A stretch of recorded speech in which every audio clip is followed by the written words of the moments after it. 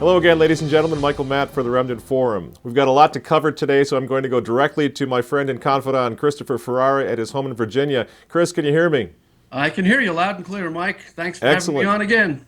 What's the weather like out there? Is it good? Well, it's lovely down here in the South. It always is, isn't it? I envy you. Listen, I want to read you a quote and see if you agree with me that the tide of battle seems to be changing. The following quote comes from Michael Brendan Dougherty, Daugherty. I'm not sure how he pronounces his name. He certainly is not a traditionalist that I'm aware of. I just want to get your cold reaction to this quote in a new article he's just written, which to me has been a bright spot in a lot of darkness lately. The article's title is "Catholics Must Learn to Resist Their Popes, Even Pope Francis." And before I start, again, this is not a traditional Catholic. This is a Catholic who's merely being realistic about our situation. And he writes, "Let me suggest that these two good Catholic men," he's referring to Phil Lawler and Jimmy Akin, he says, "these two good Catholic men are acting not as churchmen, but as party men, and falling into what Hilary Jane White aptly diagnosed as papal positivism. Lawler and Akin are not alone. The bulk of Catholic media is devoted to moon-faced speculation about how the discrete governing decisions, words, and gestures of the Pope are accomplishing some larger goal that we further speculate must be in the Pope's head or heart. It's very easy to make the Pope into a saintly superhero when you act as his ventriloquist." End quote. What say you, Chris, on this? Well, this is the cottage industry of what we call the NeoCatholic establishment. How many hours have they wasted on attempting to explain what the Pope really meant, what the Cardinal really meant to say? On and on and on they go, trying to explain away the plain significance of devastating statements coming from the Holy See, whether it be a high-ranking Cardinal in the Holy See or the Pope himself. It just isn't washing anymore. It's obvious that Pope Francis, and we have to pray he doesn't succeed, has it in his head that he's going to do something about what he considers to be the serious lack of mercy toward the divorced and remarried.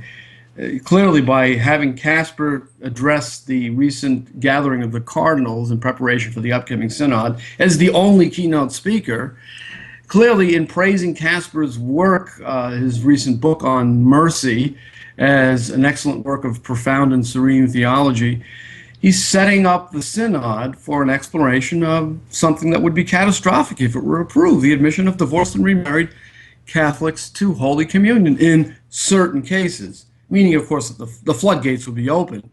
And we would see happen here what has happened with every exception to a disciplinary or doctrinal teaching that the Church has permitted. The exception will become the rule in short order. And I think the article by Mr. Dougherty is a breakthrough of sorts for common sense in the Church in this time of confusion. He makes a great point about this, by the way. He says, look, how can the Church credibly insist that someone who misses Mass on one Sunday through his own fault cannot approach Holy Communion, but someone who's living in a state of continuing adultery in a second marriage, which really isn't a marriage, must be accommodated out of mercy?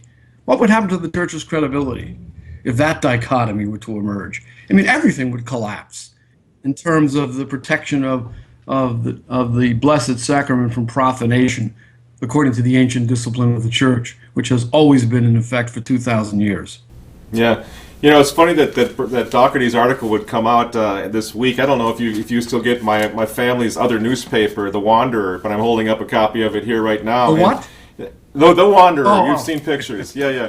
And I don't mean to be critical. Actually, the Remnant and the Wanderers' relationship probably has improved a little. Certainly over the reign of Pope Benedict XVI, it seemed to improve a bit. But now we're back to the old game. Now it's back to the 80s, I guess. And this newspaper is just chock full of articles that seem to, I don't know what world they're looking at anymore. I'm talking about my own family, our friends, our brothers, our fellow Catholic brothers, even members of our own family.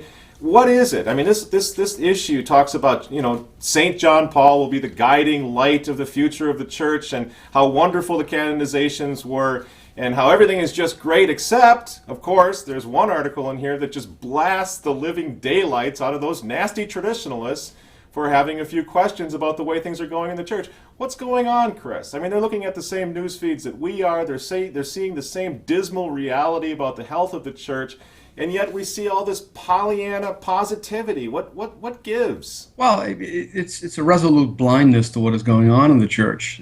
Apparently, people of this mentality are going to walk to the very end of this road, never admitting that it's the wrong road. And it's obvious it's the wrong road. I mean, I wrote an article for you recently about what a traditionalist is. What exactly is a traditionalist? Traditionalist is nothing other than a Catholic who went on practicing and believing as Catholics always did, and as they are still entitled to do, despite the Second Vatican Council, which doesn't change one iota of Catholic doctrine.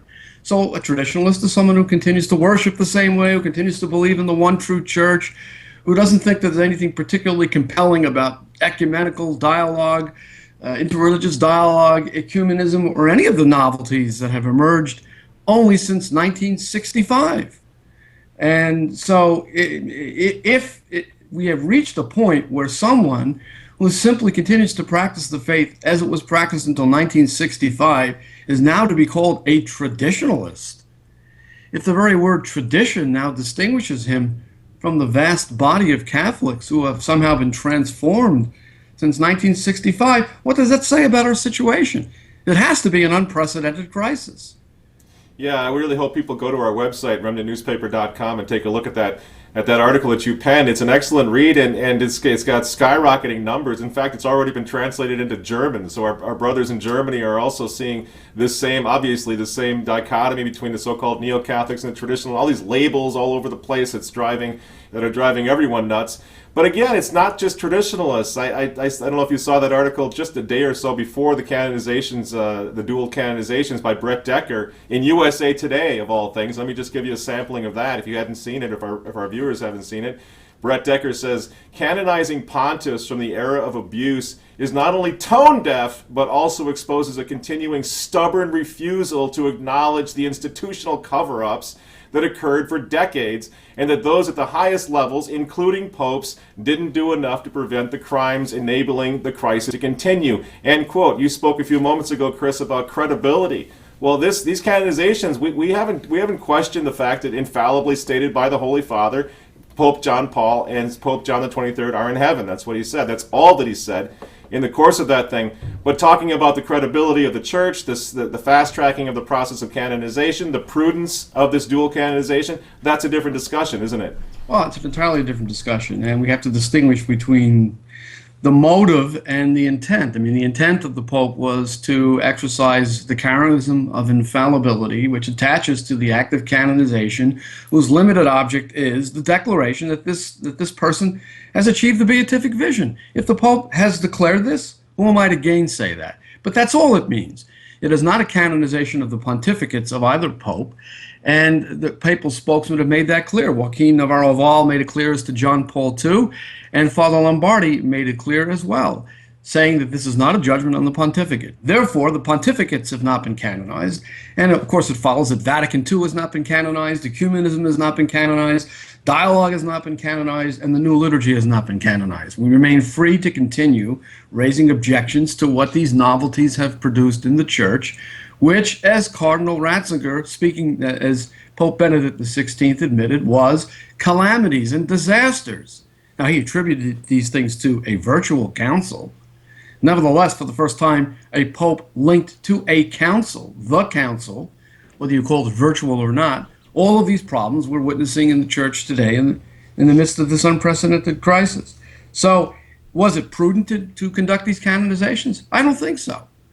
Am I questioning the bare fact that these two popes have achieved the beatific vision? No, I'm not. I don't contest the opinion of the majority of Catholic theologians on the object of the canonization, which is the existence of these souls in a state of eternal glory. Right. Okay, right. We should hope that everyone reaches that state. And obviously Pope John Paul was on his deathbed for a very prolonged period there. He received the last rites of the Church. And yeah, let's hope, given the power of the sacraments, obviously this man most likely went to heaven, given the benefits that he had at the end. But Chris, there are millions of Catholics, thanks to this spirit of Vatican II and this revolution in the church, that did not have the benefit of a priest at their bedside. The virtual disappearance of priests at the bedside of the dying is part of this great facade, is part of this new reality of the church in the modern world. Well, what was it prudent to do these two canonizations in view of the crisis in the church? I think we have an answer by indirection from a most unlikely source, President Obama, the abortion president, who celebrated these two canonizations. And here's his statement. The work and witness of both John the 23rd and Pope John Paul II shaped not only the Catholic Church, but the world, he said. And he went on to say, we celebrate these saints and the leadership of His Holiness Pope Francis. The abortion president celebrates these two saints. And look at this specific reason he gives for celebrating the canonization of John Paul II. Or rather, I should say, John the 23rd. Pope John the 23rd articulated powerful roles for the Church in the cause of global peace and justice, and by convening the Second Vatican Council, he revolutionized not only aspects of worship, but the Catholic Church's relationship with other faith communities. So the abortion president celebrates the canonization of John the 23rd because he convened the Second Vatican Council, which revolutionized Catholic worship and the Church's relationship with other faith communities. What more can we say? It's astonishing. So what do our neo-Catholic brothers think about this, being basically in bed with President Obama on this? Doesn't that raise any red flag at all? Well, the irony here, of course, is that Pope John the 23rd is reliably reported to have said by Jean Guiton on his deathbed, stop the council, stop the council. Right. He also is the same pope who issued Veterum Sapientia, literally months before the council, insisting upon not only the retention of Latin in Catholic worship, but a complete revitalization of the Church's commitment to Latin in the liturgy and the seminary and in her pronouncements as the universal language of the Church. He was, of course, completely disobeyed in most regards respecting this document immediately after the council, when there was a tsunami of liturgical vandalism that wrecked the Roman Rite, which left Pope Benedict to say at the end of his pontificate that the Roman liturgy had been trivialized. Think about that. When in the entire history of the Catholic Church has her very mode of divine worship been trivialized? That should strike terror in the heart of any Catholic, including our neo-Catholic friends. Instead, they continue whistling past the graveyard. Yeah. And that trivialized, that media-driven council or virtual council that he talks about, Chris, that's the only council that millions of Catholics know about. Even by Benedict's own admission, they don't know about the other council, because the real council, as he calls it, because it couldn't push through the virtual and the media council. So the reality is we're dealing with an entity, with an event that trivialized the Mass. So when traditional Catholics say, well, we're not going to go to a trivialized Mass, that's actually, we're on pretty strong ground, pretty firm ground there when we have the Pope himself saying, yeah, it was trivialized. Well, I wouldn't mess around with it either. Well, this is the situation we're in today. The Church is basically divided into two camps. The one camp is now called traditionalist, and it's simply the constituency in the Church that simply went on practicing and believing, as Catholics have always done. And then we have this other camp, which now comprises the vast majority of Catholics, which can only be described as neo-Catholic. Why? Yeah. Because it's distinguished from traditionalists only by new things which did not exist a scant 50 years ago. Ecumenism, dialogue, collegiality, whatever that means, interreligious dialogue, and of course, the new liturgy, created by a committee, as Cardinal Ratzinger said, describing that new liturgy as, and these are his words in the French language preface, a banal, on-the-spot product. And elsewhere he said that the imposition of the new missal was a breach in the history of the liturgy whose consequences can only be tragic. Yeah. So what is it that these people are defending when they try to distinguish themselves from traditionalists? Essentially nothing but novelty in the Church. Not novelty that developed over the ages in the sense of a new devotion that might have been encouraged among the lay faithful, such as the Rosary, which developed over time into what we have, the 15 mysteries and the meditations on those.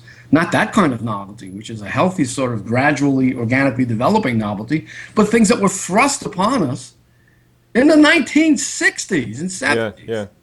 And that clearly didn't work. I mean, everyone is talking about this disaster in the church. I mean, Pope John Paul, he could be called the crisis of the patron of the Pope who acknowledged the crisis. What did he call it? The silent apostasy. Apostasy has a very specific meaning. He's not talking about the world. He's talking about the church having gone into a pattern or a reality of silent apostasy.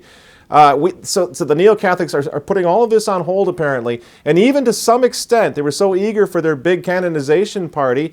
I think one of the historical realities that suffered there is John Paul the Great. No one's talking about John Paul the Great anymore. Why? Because in order to ramrod this and streamline this process and to ramrod the canonization through, they had to basically put distance between the man and his pontificate. Well, it's his pontificate that made him great, John Paul the Great. At least that's what we were told. Now suddenly it's not that. Now it's his personal holiness. So there goes John Paul the Great. Well, the canonization process has, with these two canonizations, obviously been politicized. It's as clear as day that what's afoot here is an attempt to salvage the corroded legacy of the Second Vatican Council, whose effects are disastrous, whose institutions, all newly created, are collapsing all around us. It's an attempt to canonize the outcome of this council and salvage it by canonizing the popes who were involved in it. Now they're even proposing to beatify Paul VI at the upcoming synod in October. Are they serious? This cause has been kicking around since John Paul II initiated it. I believe it was in the 1990s at the diocesan level. No one had even considered initiating a cause or claiming that a cult had surrounded this ill-starred pope who spent the last days of his papacy lamenting the auto-demolition of the church. And what did they come up with for a miracle? We just saw news accounts about this the other day. Apparently, they're going to claim that a miracle took place because a woman who had some serious problems during pregnancy, none of which would certainly result in the death of the child or even in the birth of a child with serious deformities, that this woman gave birth to a child who turned out to be normal. That's not a miracle. That's the avoidance of a bad result which had not yet occurred.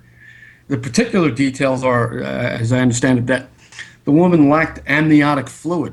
This is a condition which is certainly serious, but doesn't invariably result in the death of the unborn child, or even invariably result in the birth of that child with serious defects. And so this child wasn't born, apparently, with serious defects. Where's the miracle? It happens all the time. It happened. The child wasn't cured of a defect. A defect did not occur. And this is what they come up with as the sole evidence in support of the beatification. And then, no doubt, if things go according to plan, they'll rush immediately to a canonization. Come on. Yeah. Even if you were to say, as a bare minimum, that Paul VI expiated his sins, as we all should be hoping to do before we die, and achieve the beatific vision, is this a pope you really want to canonize? Yeah. Don't you have the impression... The auto-demolition of the church that he himself had unleashed? Yeah. Lamenting the storm clouds in the place of optimism at the beginning of the council that they had all felt. I mean, again, and we have another pope that's acknowledging the reality. Something went really wrong. A reality, by the way, which our neo-Catholic friends want no part of identifying or acknowledging. No, I mean, what is it that they are defending? Let's assume they stopped being neo-Catholics tomorrow, meaning they stopped embracing and defending the novelties which never existed until the 1960s and 70s. What would that mean? Would the church be worse off if they abandoned the new Mass and returned to the traditional Mass? Would the church be worse off if she stopped ecumenism? What have been the results of ecumenism? How's that worked out for the Catholic Church? The Protestant sects are further than ever from the church, and since ecumenism began, we've seen their total collapse on moral issues. Now they're ordaining women as priests and even bishops. They're ordaining practicing homosexuals as ministers. Ecumenism is a total failure. Will the church be worse off if we abandon ecumenism? Hardly. What about dialogue? We've been dialoguing with everyone for 50 years now. It's turned into a monologue. The world tells the church what the world wants to hear. And the church responds by telling the world what it wants to hear. That's the outcome of dialogue. The world is hailing Pope Francis as the greatest pope in the history of Catholicism because he's saying things the world wants to hear. The itching ears are being gratified. Well, dialogue is a total failure. It hasn't brought anyone closer to the faith. It hasn't advanced the cause of the gospel. So toss that overboard. So we've gotten rid of of dialogue and ecumenism. What else are the neos defending? The new liturgy. Do we really need the new liturgy? We need communion in the hand. We need mass in the vernacular. We need altar tables. We need lay lectors. We need female and male Eucharistic ministers. We need altar girls, really? Yeah. Well, if they jettison that, what's left of Neo-Catholicism? Nothing.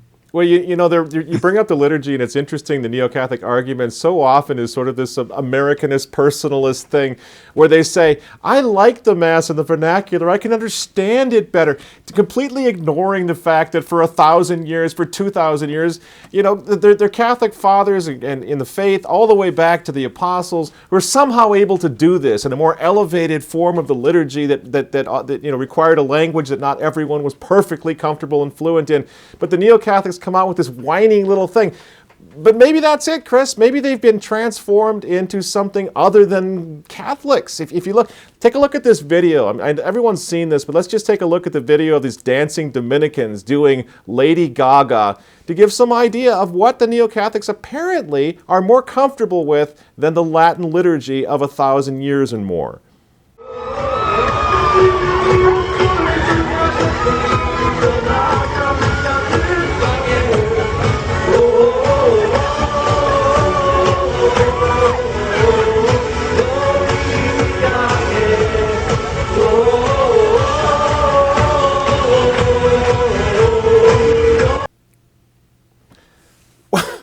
What do we do with this? You know, and this is not an isolated incident. It's happening all over the world. There's even a nun who's went on the Italian equivalent of America's Got Talent, or whatever that show is, and started belting out some sort of pop tune. The voice of Italy, she's called, Chris. Sister Cristina Scuccia. And her ditty, her latest ditty, I guess, was a cover of Alicia Keys' latest little pop number. Why don't you let that roll? I'll be quiet. Let's do it. Then we'll comment on both of them. Let's do it.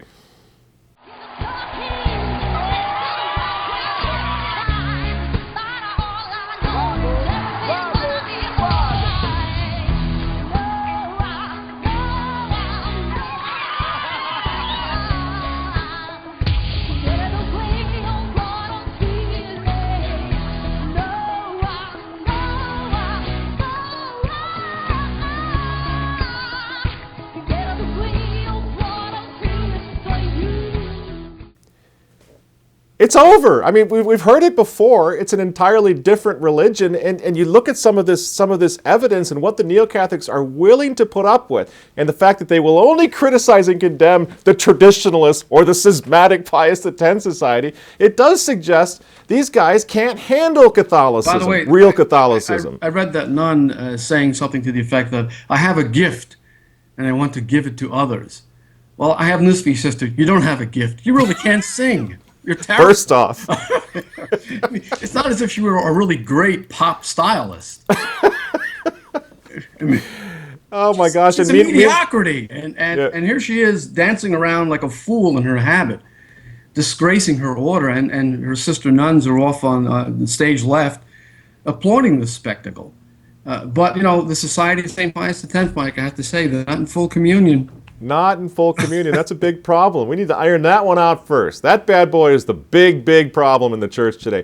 Meanwhile, the Leadership Conference of Women Religious just go trotting right along into apostasy and heresy and get the equivalent of a small little wrist or hand slap from Cardinal Mueller, while he turns to the Society of Pius X and says, "Yeah, you guys are all in schism. Get lost." I just read the document from the CDF addressed to the leadership of the American nuns. What's the acronym for the organization? I don't have it in front of me. The LCWR. Yeah, they represent, I'm told, 80% of the remaining nuns in the United States.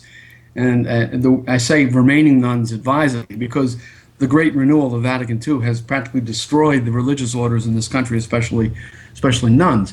But this organization represents 80% of the remaining nuns in the United States of America. And here's the CDF politely, while apologizing, suggesting that they really ought to abandon their various heresies, including their heresy of something called conscious evolution, which Cardinal Mueller in his CDF document indicates has the potential basically to take these nuns into a state of total apostasy, moving them beyond anything resembling Christianity. And in this document, he apologizes for being so blunt. 80% of the nuns that are left in America are veering off into absolute heresy and apostasy. And he's apologizing for being blunt. Meanwhile, the Society of St. Pius X, which upholds every single teaching of the Church on faith and morals, is cast into outer darkness. If that isn't the crisis without parallel in church history, except perhaps the Arian crisis, then I don't know what would be. I don't know either, and the reaction against the Society of St. Pius X, and as our viewers know, you don't attend the Society of St. Pius X Masses, nor do I. We both go to fraternity or diocesan-approved Masses, but the reaction against them from low level all the way to the Vatican suggests that, the main thing they want, the number one, tenet of their strategy right now is to silence all opposition. And the opposition against what's happening in the church that's the most organized, at least arguably, would be the 500-600 priests of the Society of St. Pius X. And it seems that in their desire to silence the Society of St. Pius X, we're seeing something much larger than merely an effort to shore up an irregular canonical standing with an order of priests. They're trying, for the sake of the present and for the sake of the future and of history, to silence the true voice of the Catholic Church in our day, to permanently silence it. Well, that's obviously the case, as we see with the intervention against the Franciscan Friars of the Immaculate, whose founder, by the way, was recently prohibited by the Apostolic Commissioner from going to the tomb of his parents, who are recognized by the Church as servants of God on the path to sainthood, to celebrate a Mass in honor of his father's own birthday. Forbidden to do so by the Apostolic Commissioner. And what does Pope Francis tell us? Oh, this is the time of mercy. What mercy? Mercy for who? Mercy, it seems, for anyone but someone who's trying to hold fast to the Catholic faith as he received it from his parents, and as they received it from their parents, back for dozens and dozens of generations. Yeah, and when you see the Neo-Catholic, really the witch hunt that the Neo-Catholics are on right now against the Society of St. Pius X, it just seems so ill-placed and so imprudent and so ridiculous. You don't have to agree with the Society. You can hope and pray that their canonical standing is eventually, rectified or made complaint, but still, to go after them, to carry water for the real enemies of tradition like that, I don't know. I don't know if the Neo-Catholics really realize on whose side they are at the moment, but I'm glad I'm not in that position, because that could prove very problematic in the eyes of God himself. Well, Dougherty's article, as you point out, is a breakthrough for common sense in this matter. And he discusses there the now infamous telephone call to Mrs. Lisbona in Argentina. And we saw the Neo-Catholics twisting themselves into pretzels trying to explain away this phone call. One of them, James Aiken, offered the preposterous explanation on his blog site that, well, when the Pope called this woman and told her she could receive Holy Communion, even though she's divorced and remarried, well, he must have declared the first marriage of the husband annulled, and he must have performed a radical sanation on the second civil marriage, making it valid in the eyes of the church. Sure, he must have. Telephone. He must have. Now, Dougherty points out that Aiken was so embarrassed by this ridiculous attempt to defend the indefensible that he deleted that explanation. And so the article, if you click on it now, has different copy. He got rid of that contention. But he's still not admitting what is obviously the case, that the Pope did call the woman in Argentina. He did try to micromanage her situation. He did tell her she could receive Holy Communion despite her divorce and so-called remarriage. He did tell her she should go to another parish and do that if her parish priest was giving her trouble. And he did say of the first parish priest, well, some priests are more papist than the Pope. How do we know he said all these things? Because all of these things were reported. The Vatican had every opportunity to deny that the Pope said these things, and instead said no comment. Boy. Well, what other conclusion can we draw? If he had not said these things, the first thing the Pope would do for the sake of truth would be to deny that he ever said any such thing. Right. Clearly he did. Now, what are we to make of that? We can't defend it. And so what the Pope has done with this telephone call is nothing less than to undermine the entire discipline of the Church based on the infallible teaching of our Lord himself that marriage is indissoluble. He undermined in practice with a single telephone call what the Church has defended for 2,000 years and what John Paul II himself defended, insisted upon, in fact, in Familiaris Consortio, when he said the Church must affirm her teaching that people who have divorced and remarried, if they wish to approach the Blessed Sacrament, must commit to remain continent in the second relationship. They cannot partake of acts that are proper to marriage in the second relationship, which is not a marriage. Saint John Paul II insisted upon this, and there's no escaping the conclusion that in this telephone call, Pope Francis undermined that very teaching. That's it. The Vatican can't deny it. That's it. Do you ever feel sort of almost feel sorry for the Neo-Catholics? I mean, like you basically coined the term Neo-Catholic, and it doesn't necessarily extend to the radical leftist Catholics, the basic apostates like Nancy Pelosi and Joe Biden. It's the folks in the middle who are still trying to justify all this and who are living in this hermeneutic of continuity that doesn't exist. But you almost feel sorry for them because they are faced with this dilemma that we all faced years ago. Do we go along with this establishment, or do we start chucking doctrine and dogmas? That's where they are. Dougherty said something very provocative and yet very Catholic. He said, when Catholics are confronted with a situation like this is a very colorful metaphor, they pick up rotten cabbages and hurl them in the direction of the leadership that is doing the wrong thing for the cause of the gospel. They hurl rotten cabbages in the direction of these malefactors. And he speaks of the Council of Viterbo that was pelted with cabbages by angry members of the faithful. And we may have reached a situation where, at least rhetorically speaking, we have to hurl the equivalent of rotten cabbages and say, stop it. Yeah. This is wrong. And we don't care who does it or who says it. That's right. Doherty, actually, in a tweet that I saw after that article was posted, he made a great point. He said, I'm not about trying to score points against the Neo-Catholic establishment. I'm just talking about preparing for bad things to come. I'm paraphrasing here. But I think that's where I can see we're running out of time, Chris. But I think leave it at that. In other words, you and I are in the same category. We're not interested in polemics with the Neo-Catholics just for the fun of it. It's more out of frustration because I think the Vatican is looking out. Pope Francis's team is looking out, and as long as they have this enthusiasm from the Neo-Catholics for all of these revolutionary things that they're trying to put in place now, I think they will continue.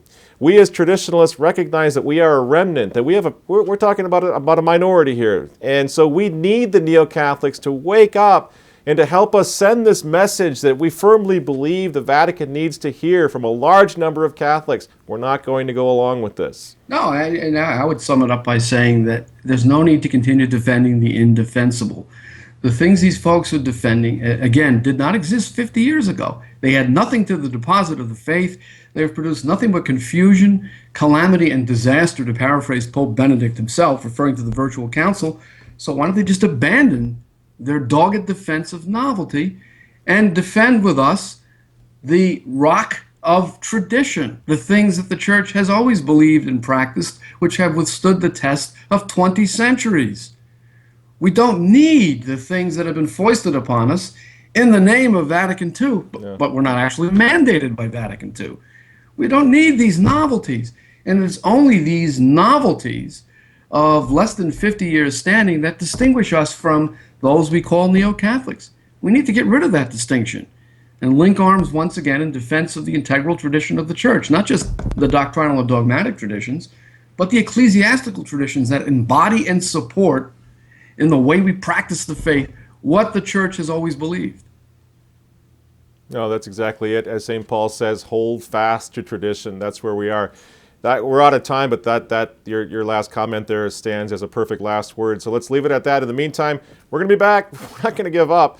We're going to be back every week hammering away at this at Remnant TV as well as in the newspaper and on our website. So thanks for all you're doing, and let's catch up again next week and see where things stand then.